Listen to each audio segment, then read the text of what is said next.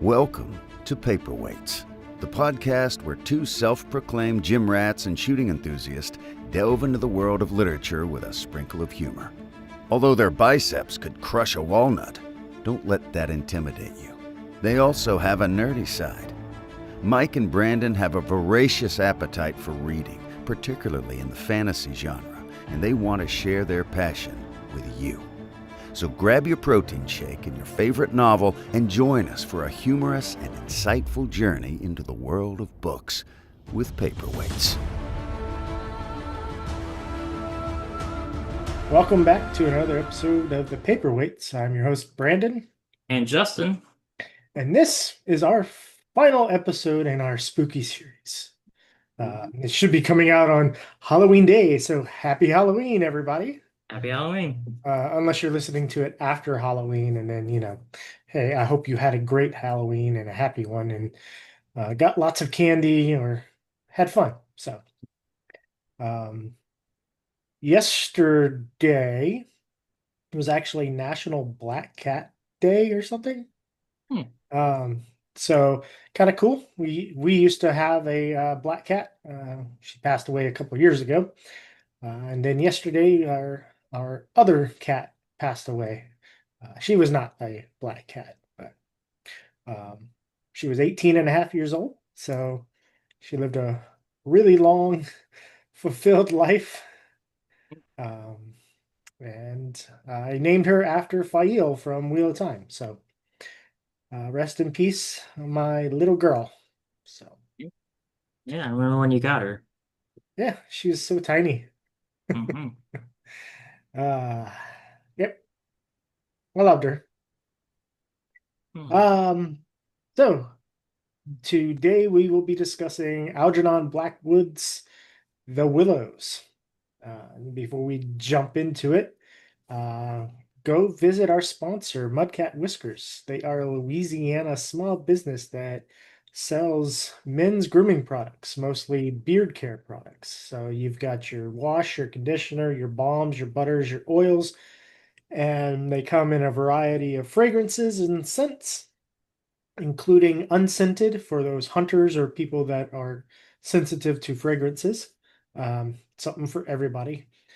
He also has colognes and candles. So head on over to www.mudcatwhiskers.com and use code Paperweights at checkout to save yourself 15% and get your beard looking great. Mine is a little bit raggedy right now, due for a haircut and to kind of shape it up a little bit. So I get that done whenever I get my haircut.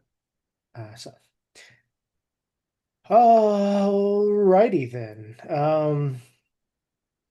Before we get in, other spooky stuff we've been doing. I don't know if I've mentioned this on last episode, but my wife and I have been watching the latest season of Monster, the serial killer anthology that Netflix has, and this one's on Ed Gein, and it is good acting, but really creepy. Like it makes me feel weird after watching an episode. So Yeah, he was a crazy guy. yeah, and Charlie Hunnam is the actor that plays him in it. Um, and I just know him from Pacific Rim. Okay. What- Who is he in Pacific Rim? I'm pretty sure he was the main dude. Like, Oh, okay. yeah, Hmm. yeah, he was the main guy that came in, um, and Interesting. piloted the mech. So, um, yeah, really weird seeing him in that role. Yeah. Does a really soft, awkward voice. Yeah, so if you don't know much about Ed Gein and you can um, stand creepy scenes, awkward scenes, and some gore, then that might be for you. Yeah. Uh, He was very, very loosely based as what the Texas Chainsaw Massacre took from. Mainly just them making flesh furniture, not the Chainsaw Massacre. That's when you hear the it's based on a true story at the beginning of Texas Chainsaw Massacre. It's that, and it's like, I sure it's kind of based on it. Yeah. Um, His Psycho was also based on him. yeah, So you learn some of that stuff in the series. I don't want to spoil too much. But you learn more about how pop culture over the years was influenced by the story of Ed Gein, one of the earliest serial killers. And it was funny because I when I started watching, I was like, for some reason in my head, I was like, oh yeah, this is the clown killer. And I'm watching, I'm like, this because it started as like 1900 something or early 1900s. I'm like, man, I don't remember the clown serial killer being that old, not that long time ago. And I was like, oh wait, no, I had it mixed up. That's John Wayne Gacy. yeah. Uh, so two completely different people. It, but both monsters. Yes, very much so. All right. Well, yeah. Iron Maiden. We're gonna go see Iron Maiden next year. It's kind of exciting. Be fun. Yeah, yeah. One of those 80s metal bands that's kind of iconic and be fun to go to. So mark that off of a bucket list. Yeah, And the lead singer flies their own plane. yeah, does he still fly? Does he Pretty still sure. pilot? Yeah. He's old as hell, huh? Have you seen his plane though? It has like the Yeah, logo on the it's side. got Eddie, Yeah. the skeleton guy. Yeah, Yeah. that's one thing I did know, and I think it's called like Trooper One Mm. is the name of the plane. Like he bought his own Boeing airplane to get The get tour, yeah. around the touring, the fees or whatever, the cost of flying their gear around. So he bought a Boeing and then got his pilot's license and flies them around. So, Yeah. ah. He's pretty cool. Like if you learn much about Bruce Dickinson, he's pretty crazy what he's I done. gotta. I guess I'll have to read up on him. I wonder if there's an autobiography or a biography. I've been reading some biographies lately. I would Um, assume so. He's been famous long enough that there's probably at least a couple books on him. yeah, I finished reading Daryl Hammond's autobiography, and I started Andrew McCarthy's from the Brat Pack. He was his biggest role, or his first big role, was in Pretty in Pink. Okay. And so he was in a lot of the John Hughes movies with Molly Ringwald and all that gang. So uh, I just started it this morning, so I don't know too much about it, but fun. This book is for anybody listening and not watching is called Brat, an 80s Story by Andrew McCarthy. All right, you ready to Yeah. dive into the summary? Let's Story, yeah. summarize this story real quick. Yeah. I'm not gonna go beat by beat, but we'll get the whole gist of it. So yeah, this is the Willows. Very much you can see how this influenced Lovecraft a lot. But basically it's a story about two men, a Swede, and I don't think we ever get the narrator's name, weirdly. No, Um, he's unnamed. yeah. So They're both unnamed. He just yeah, calls his companion the Swede. yeah, which gives it a little extra kind of maybe you can place yourself into their shoes when they're not named. They're basically traveling down the Danube, which is a big river in Europe if people don't know geography. Um, and there's basically it's flooded and it's all crazy. I guess that's what happens in the Danube. I didn't go and check his research. And there's a bunch of like willows and they're making like kind of artificial islands. And they're just kind of like doing it for fun and adventure and stuff. and they basically end up kind of like holding up on one of these kind of artificial islands and start start experiencing some kind of spooky unsettlingness. It kind of progresses over time. Um, you know, a lot of it is like the main character being like, "This isn't really that's explainable. That's a thing." They find like what looks to be a man's body, but maybe turns out to be an otter. But kind of find out at the end it was actually a dude's body. Uh, they find like a dude, guy on another boat, kind of like crosses by them and like basically gives a sign of the cross, and they're like, "That's strange. I wonder what's up with that." Um, really reminds me of Cabin in the Woods when they're like, yeah, we put the Harbinger there, and he's basically saying you're gonna die, but you have to ignore it to have horror things happen. And then like throughout this time, he's like it's kind of unsettling, like imagery of like the willows and like the sound that they make, and maybe they're getting closer to the camp, and maybe like weird shit's happening.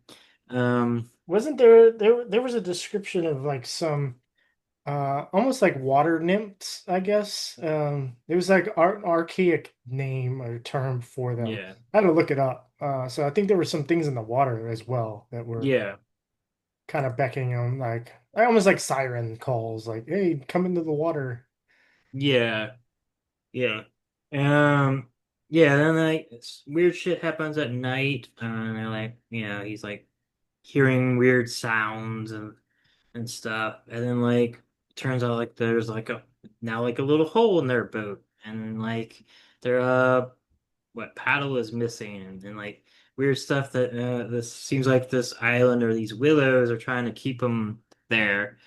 And this the And their Swedes like food's missing as their well. food's missing, yeah. And and he tries to explain it away, like, oh, he doesn't try to explain it away. He's just like, "Oh yeah, I must have forgotten to pick that up." And then the guy's like, "Well, this is also like going," and he goes, "Damn it. All right, well, I can't play that off now." Yeah.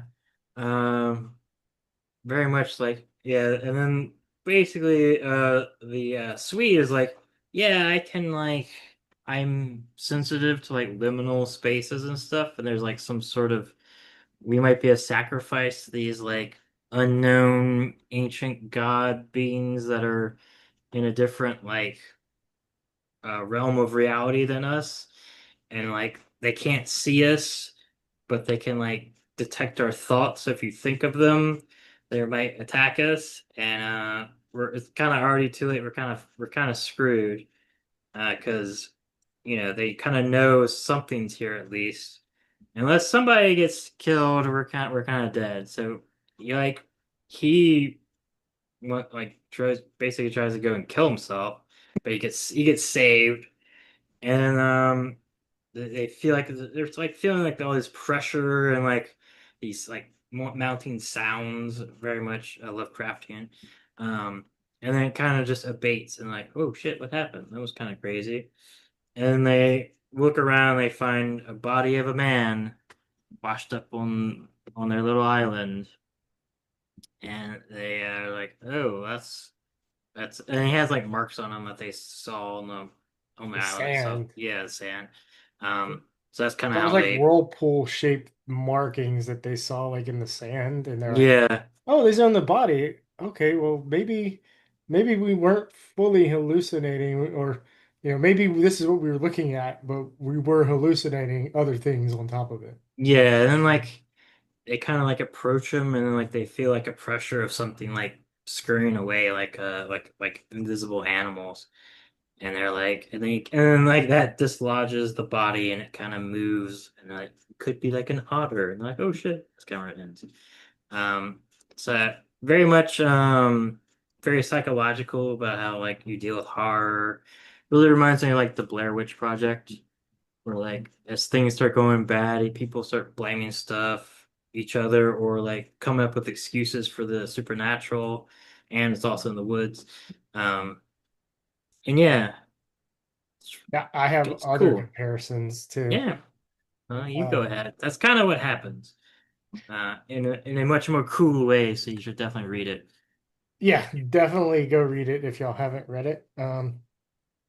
Um, yeah, I can see so many things that could potentially be have been influenced by this story. Um, I mean, outside of H.P. Lovecraft, but Brandon Sanderson's Cosmere story, Sixth of Dusk, which was a novella, which I've read, that was also heavily influenced by Polynesian island culture, but there's a lot of like kind of supernatural things that go on and like um kind of reminded me of this. Plus there's like a boat, so he's going through stuff. I wonder if some of that was taken from here. That book, that no, sorry, that novella was later included in the book Isles of Emberdark. So Isles of Emberdark kind of expanded the story and then kind of included that novella in it in certain places. But the other things I thought of, like the way the willows themselves were described reminded me of uh, Fangorn Forest and the Ents in Lord of the Rings and the way they moved. And like I'm not sure, I'm not sure if that tree there moved or whatnot, but that was interesting. And then the way the water, the river was described as being alive and like inviting them into it reminded me of the dead marshes from Lord of the Rings as well. So there's like two things I thought of in the Lord of the Rings that could potentially have been influenced by this. Definitely see that. Yeah. It came up before Lord of the Rings too, so it could have been an inspiration. Yeah, like Um, what, 20, 30 years? Something like that, yeah. Lord of the Rings 1907. was 1930s, 1940s. Yeah, Okay. I will also say, 1954. Okay. So huh, 50 years later. hmm, yeah, I didn't know it came out so late. Yeah, I thought it was earlier than that. The Hobbit was 1937, I right wonder at if the end that's, of World War II. yeah. Huh. Okay. Yeah, I will say also for how old the story is, it doesn't feel old. Like Yeah, it doesn't feel the dated. yeah, there's some archaic language and stuff, but Yeah, that was like, the only thing. And that even the use of that abated as the story moved on. It was like in the first. What's funny is the ebook was free on Kindle. And so like you just add it to your library for free and not mhm. even part of Kindle Unlimited. It was just $0 online.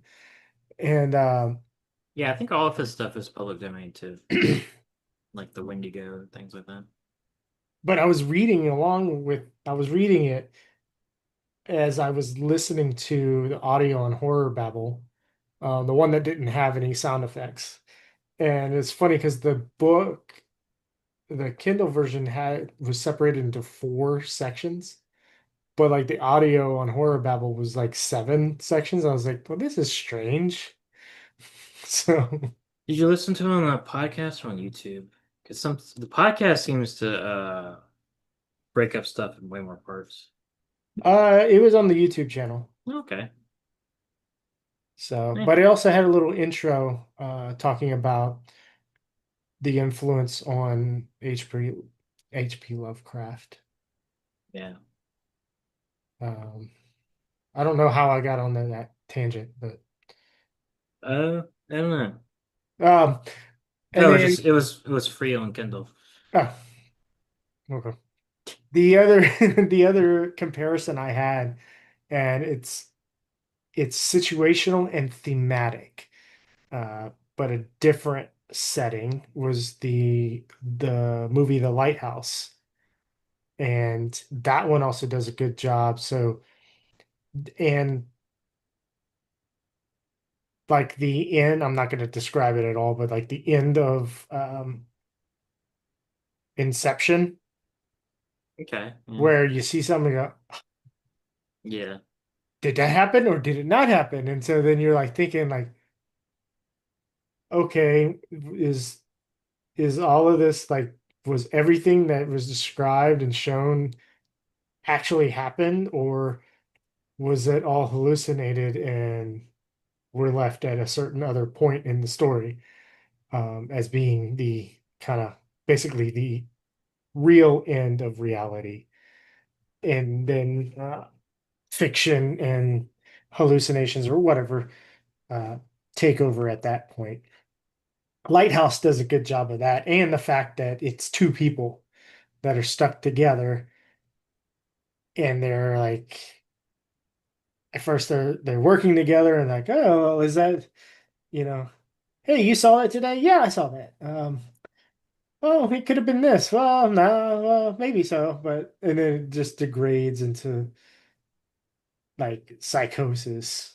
Yeah, yeah. I really like it because I like the idea. It's pretty terrifying of like a stationary thing, kind of like the angels and Doctor Who, where it's Yeah. like, did that move or did I just not estimate the distance correctly? Oh no, wait, it is moving.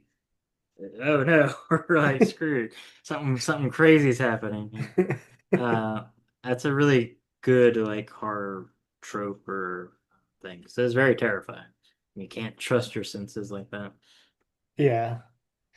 Um, what else? Oh, the concept. Another thing that was like kind of terrifying is like when they describe there's like a veil and opening between our reality and like a realm of gods or celestial beings that are just peeking through, and like they happen to just like we happen to basically pass by a little hole in a bag that they were looking into, and they're like, oh, there's something in here, and we're like, oh fuck, I didn't even know we were in here, but there's things up there.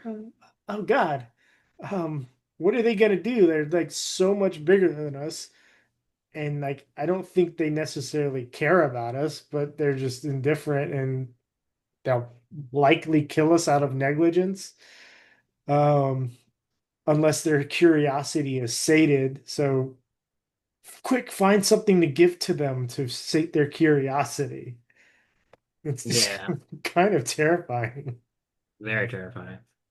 I also like the idea that like they're from such a different realm that they can't see us, right? They can't see perceive this dimension, but they can like perceive thought about them. So like as the story progressed and you started getting more and more sure that something supernatural is happening, it was actually drawing them towards them It's and making it becoming more worse. real. Yeah, It's like a catch as 22. exactly. That was really crazy and fun. And I like to think with that theme, I like to relate that kind of away from horror, but like in life, the more you talk about something, the more you think on something, even if it exists and it's like a real thing, the more you kind of focus on it, it becomes the focus of your life and takes up more of it. So like, if you have something bad happen to you, your house gets destroyed in a hurricane, your car gets in a wreck or whatever and destroy, and you sit there and you think on it the whole time, and you just like that instead of thinking about moving forward, you're kind of stuck in oh God, this is terrifying, this is terrible. Um, why is this bad shit happen to me? And you're unable to move on. So like I I like to think about that and just go, okay, acknowledge it. And that's kind of like what the main character there is like, hey, yes, it exists. Acknowledge that it exists and then start thinking about other things. Because Yeah. the more you think about it, the more you're brought to their attention. And the more it becomes consuming. Yeah. Yeah. That's what happens. Yeah, like down spiral, like depression and all that stuff. Yeah, if feedback loop happens and we just kind of get in there. Yeah, yeah, And I think I, I think that kind of is what people who talk about manifesting things. Um, I think that's kind of the basis of that. It's like, okay, yeah, don't sit in your feedback loop of whatever it is because you're going to be stuck in that one spot. And you have to find a way to move beyond it and think about other things to continue on with life. So, yeah, exactly. not to preach about anything, but I like to Or try and tie things in. or you have somebody get murdered instead of you, and you can just leave the island. You, That's also applicable in real life, right? yeah, yeah. I mean, either a man or an otter, you find them, you offer them up to the gods, and you're cured. Well, I mean, they say you don't have to run fast. You just have to run faster than the other person, right? Sure. Like if a dinosaur's chasing you, a T-Rex is chasing you, you just have to be not the slowest person. Yeah. So, Unless it's a greedy T-Rex, then you're uh, screwed. yeah, same Yeah. concept, right? Yeah. Yeah. Yeah. Getting back to the story, I will say, like, the Lovecraft influences is really apparent after reading a bunch of Lovecraft. Even Eli Laskell go through it. They have the like guy being like having kind of an exposition dump at the end, being like, "Yeah, this is what I know about the unknowable monster, so you can know about it," which is just funny. And I noticed some of his like I think antediluvian was in the book as well. I was like, yeah, that's a Lovecraft term. He's probably took from that. But yeah, it was fun. Um, Yeah, that was the word I looked up before the flood. Yeah. yeah, Lovecraft loves that word. Yeah. Hey, look, looking it up, there's all these pictures. Crazy, crazy pictures. Yeah, Gigantic bones of antediluvian animals. yeah, it's crazy. That Um, does kind of I thought about a movie I hadn't seen in so long, Noah. oh, yeah, that's a crazy movie. I don't know if you would call the rock monsters antediluvian, but I mean, well, yeah, they were crazy. They were angels. Uh, there were angels, right? yeah, if That you was haven't cool. seen Noah, you should watch Noah. It's a trip. It's not a great movie, but It is a movie. You'll have a interesting time watching. yeah. Anything, let's see, trying to think of anything else in the story. Um, I did like, so I totally expected in the story, like, especially when the canoe, not the canoe, but the oars went missing. And, the Swede is like, we can't go anywhere. The oars are missing. I totally expected this to devolve into the narrator and the Swede like fighting, like the narrator being like, "Oh no, it's the Swede. Why did you misplace our oars on purpose so that we couldn't get Yeah, off this island?" It never devolved into that, and I was fully expecting it to. Um, I think because a lot of horror stories that things like that happen. Um, that's true. I Yeah. know, bring it back to Lord of the Rings. Uh, whenever something it was a scene with Frodo, Sam, and Gollum, and something went missing, and Sam blamed Gollum for it, and then that's when Frodo ended up siding with Gollum, and Sam was left behind, which then led to eventually led to Frodo being captured by Shelob. Yep. and now I'm devolving into Airplane Facts with Max, which is an awesome channel on YouTube and Instagram. If y'all haven't watched any of that, he gives you awesome airplane facts and then gives you detailed lore explanation from Lord of the Rings, which is amazing. Um, Sounds good. Sounds good. yeah, some of the coolest videos out there. So he explained his channel kind of blew up. Seems like a fun guy. Kind of sad story because like, his wife passed away like a few Oh years damn. ago. And then that's when he started just recording himself and posting those videos just as a way, like he would record himself on his break and post them as a way to kind of just cope. And then people like me found it and was like, hey, this is kind of cool. And then just kind of went viral and stuff. So, Oh, yeah. but That's yeah, that I was expecting that kind of thing to happen. yeah. No, instead he's like, I'm gonna kill myself to save you. Which, so Like, okay. I mean, I guess the Swede has a little bit of Sam in him. Yeah, maybe I so. mean, I mean, this could be a Frodo and Sam story, right? It could be. Lord of the Rings is technically in our world, I'm pretty sure.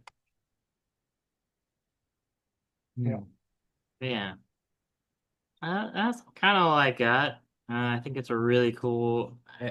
I it also remind reading like this and some of the other ones also reminds me uh power of short stories because I think the novel is like king and it has been for a long time. But like you can read some really cool stuff in like 20, 30 pages. Like it's good to be reminded about that every once in a while. Yeah, I agree. It's funny, there was I don't know how it showed up on my YouTube algorithm.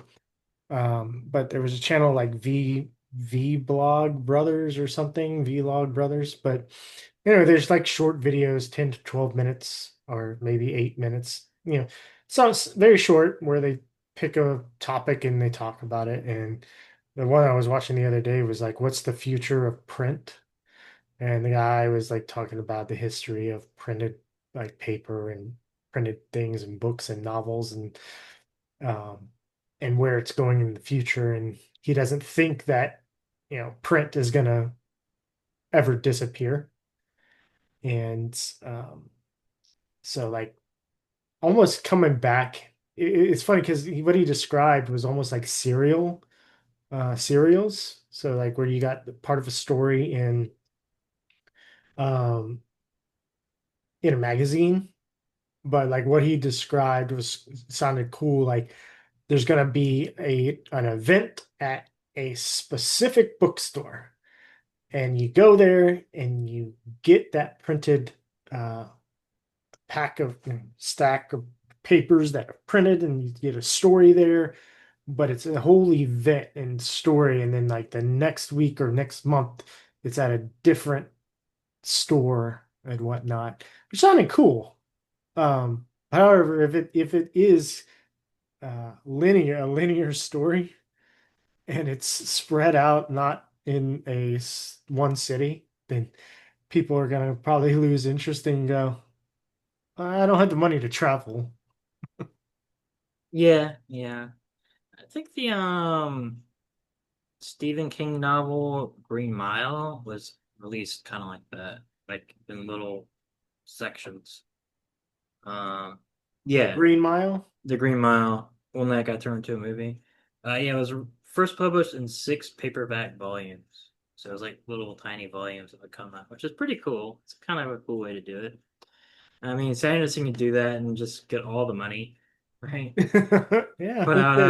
the sixth Stormlight book like 100 pages at a time for 10 bucks a piece. All right, let's do it. $100, 1200, yeah, $120 for a whole book.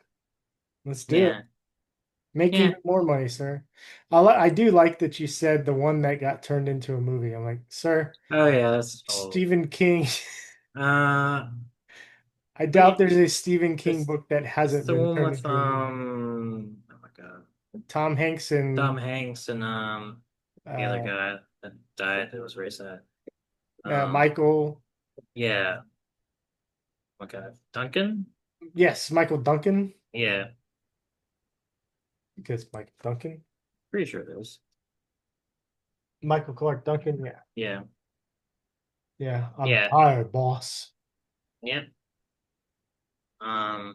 But yeah. So I do think it's it's going to change. And it's going to be interesting to see publications. I don't think like big novels are going to go away, but now like on Amazon, you have like all sorts of like dollar Kindle books that are like never going to get, you know, like a published in a store or anything.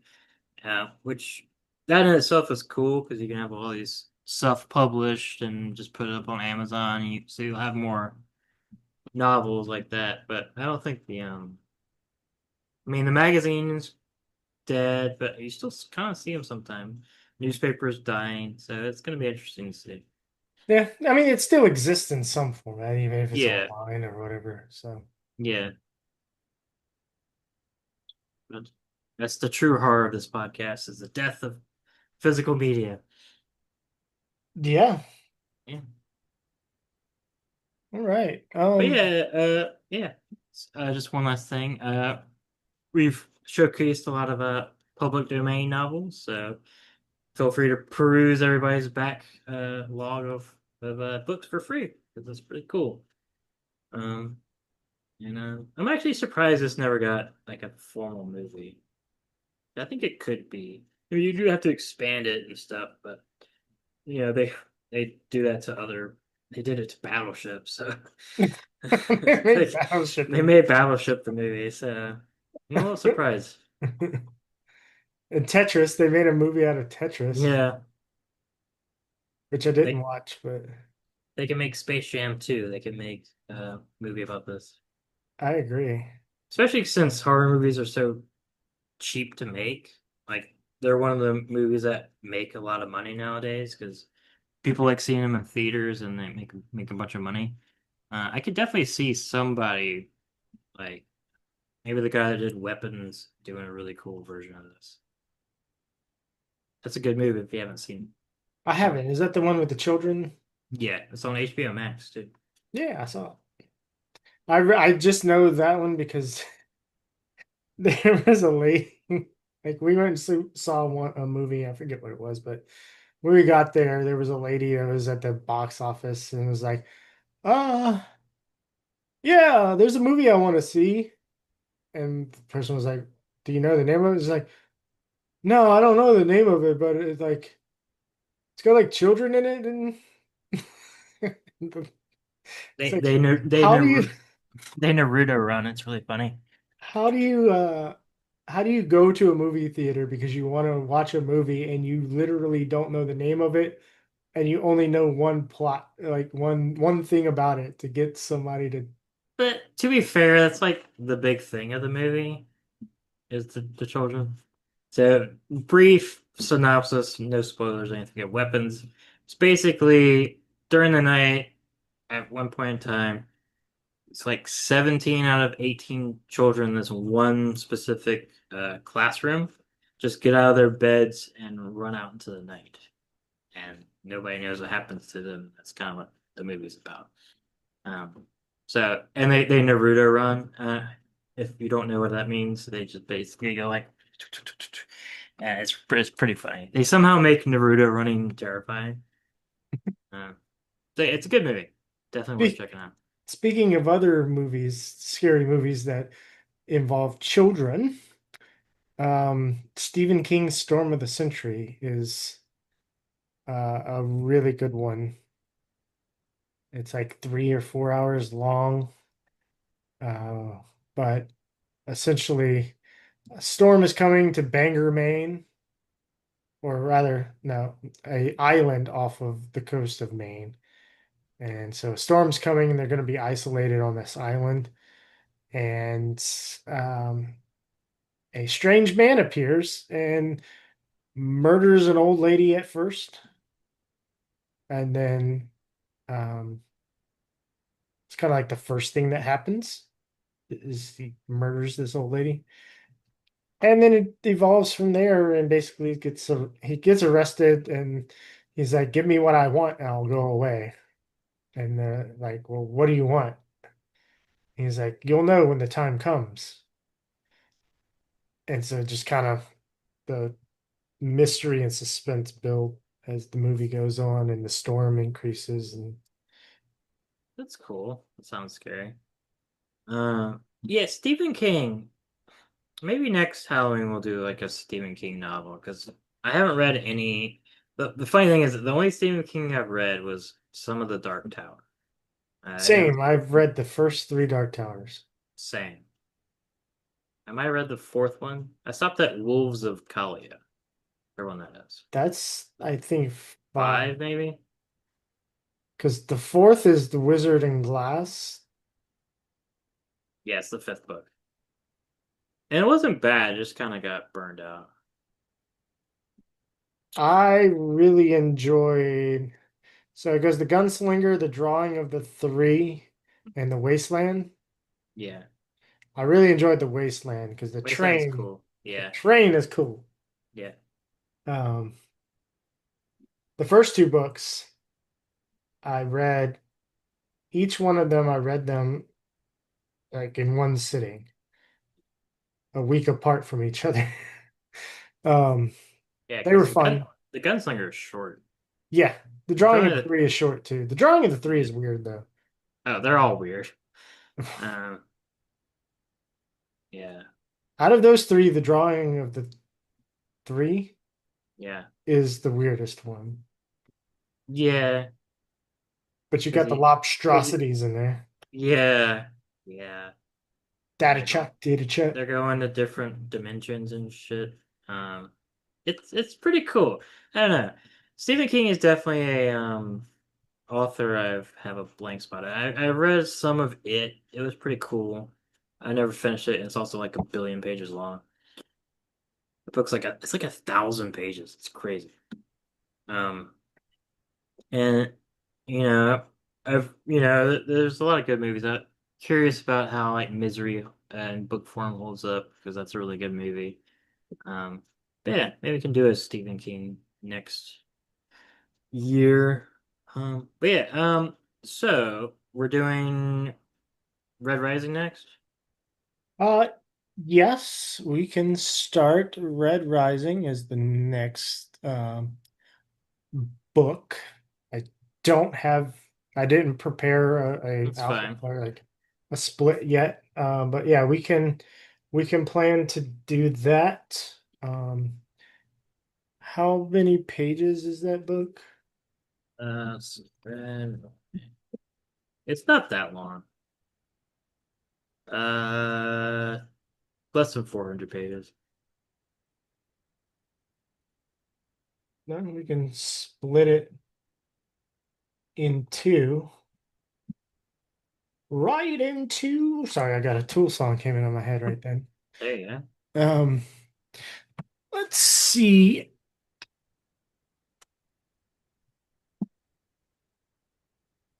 I haven't even opened the pack. Oh, nice. I need to get the I need to buy the novel. All right, let me pull this out.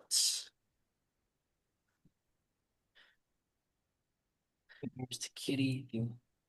Sorry for all the quiet Yeah, dead space.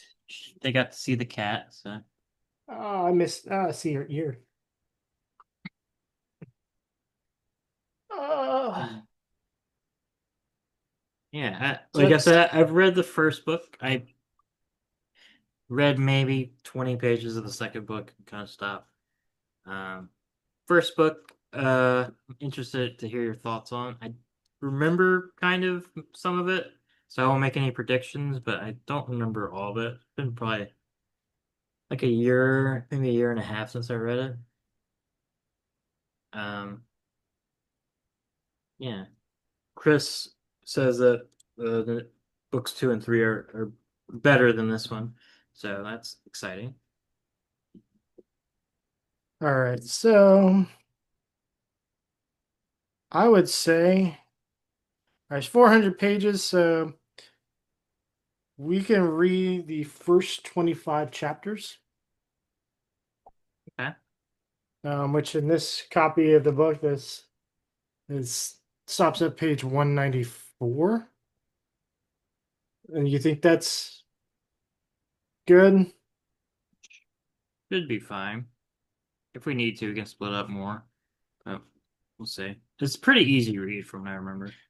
Yeah, and I think we're gonna be a little more relaxed on reading schedule, so won't necessarily always be one a week, you Yeah. know, but just to keep it fun and um not a chore. Yeah, Stormlight was getting kind of crazy.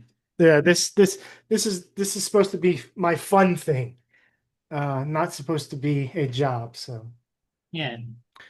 let's keep it that way. But Yeah. These horror book novels have been fun and relaxed. yeah, I've really enjoyed it. I like the short stuff, so we could toss some of those in every now and then. Yeah. So, It's good oh, to definitely good to have variety. Because like I said before, all that Sanderson, I was like dying. Like I still think probably When in Truth isn't good, but I probably would have been a little bit more charitable if it wasn't just like all Sanderson all the time. Um, yeah, but anyway, it's gonna be a fun book. Sure. yeah. All right. So if y'all have made it this far, thank you. Congratulations. Um, you don't win $1 million, as sad as it is for me to tell you that. They do have some challenges about spending nights or 24 hours in the quietest room ever. And they might pay out lots of money if you succeed in doing that. But the fact that it's over $1 million, it has to say how difficult that would be. So, but if you want to go insane, Yeah, that place is supposedly crazy. Would you go into it for a while to just see what it was like? I'd go into it. Yeah. But yeah, after spending 40 minutes inside of an MRI machine, I mean that wasn't quiet, but it was Claustrophobic. un yeah, it was crazy. But yeah, anyway, I would go into the room. But if you made it this far, thank you. We appreciate you. You can interact with us in the comment section on YouTube. You can hit that subscribe button and you'll be notified whenever new episodes come out.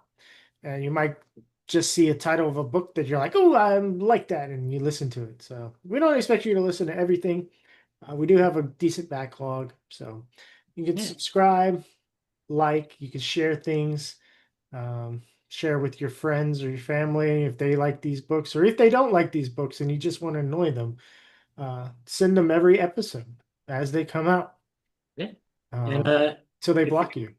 yeah, if you have any recommendations for new short stories for a spooky season next year, you could drop them to YouTube as well. Yeah, do that. Um, So yeah, leave a rating or review any place possible. That helps us be seen. And yeah, if you like Scott Lynch and the Gentleman Bastard series, we do have lost Justin's video. Um, I unfortunately, don't know. I don't. Yeah, it's got a cool little shuriken symbol inside of a circle. Yeah. But yeah. Um, yeah, Scott Lynch, Gentleman Bastards. We had him on a interview episode, and a few episodes back. Check that out. And then visit our sponsor, Mudcat Whiskers, www.mudcatwhiskers.com. Use code Paperweights at checkout to save yourself 15%. And with that, since Justin is now a shuriken in a circle, we will bid you adieu until next time when we discuss the first 25 chapters of Pierce Brown's, not Pierce Brosnan, but Pierce Brown's Red Rising. See y'all next time. Bye.